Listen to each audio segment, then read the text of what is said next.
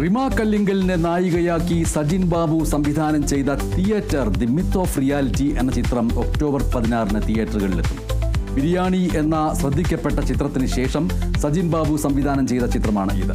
പരമ്പരാഗത ആചാരങ്ങൾക്കപ്പുറം സ്വന്തം അവകാശ സ്വാതന്ത്ര്യത്തിന് വേണ്ടി നിശബ്ദതയും നിഴലുകളും ഭേദിച്ച് വെളിച്ചത്തിലേക്ക് എന്നാണ് റിലീസ് വിവരം പങ്കിട്ട് അണിയറ പ്രവർത്തകർ കുറിച്ചത്.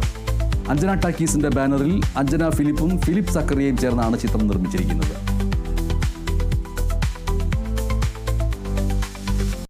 കല്യാണി പ്രിയദർശൻ പ്രധാന കഥാപാത്രത്തെ അവതരിപ്പിച്ച ഡൊമിനിക് അരുൺ ചിത്രം ലോക പ്രദർശനം തുടരുന്നു. ബുക്ക് മൈ ഷോയിലൂടെ ഇതുവരെ 10 ലക്ഷം ടിക്കറ്റുകൾ വിറ്റുപോയതായി നിർമ്മാതാവായ ദുൽഖർ സൽമാൻ അവകാശപ്പെട്ടു.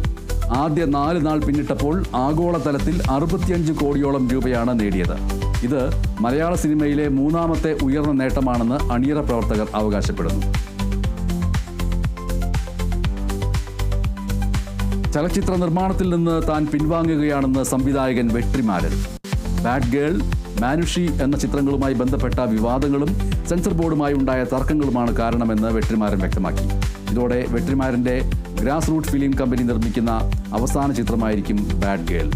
കാക്കമുട്ടൈ, കൊടി, ലെൻസ്, സംഘത്തലൈവൻ തുടങ്ങിയ തമിഴിൽ ഏറെ പ്രശംസ നേടിയ ചിത്രങ്ങൾ വെട്രിമാരന്റെ പ്രൊഡക്ഷൻ കമ്പനിയാണ് നിർമ്മിച്ചത്. വിഷ്ണു വിശാൽ അഭിനയിച്ച സൂപ്പർ ഹിറ്റ് ചിത്രം ഗാട്ട ഗുസ്തിയുടെ 2ാം ഭാഗം അണിയറ പ്രവർത്തകർ പ്രഖ്യാപിച്ചു.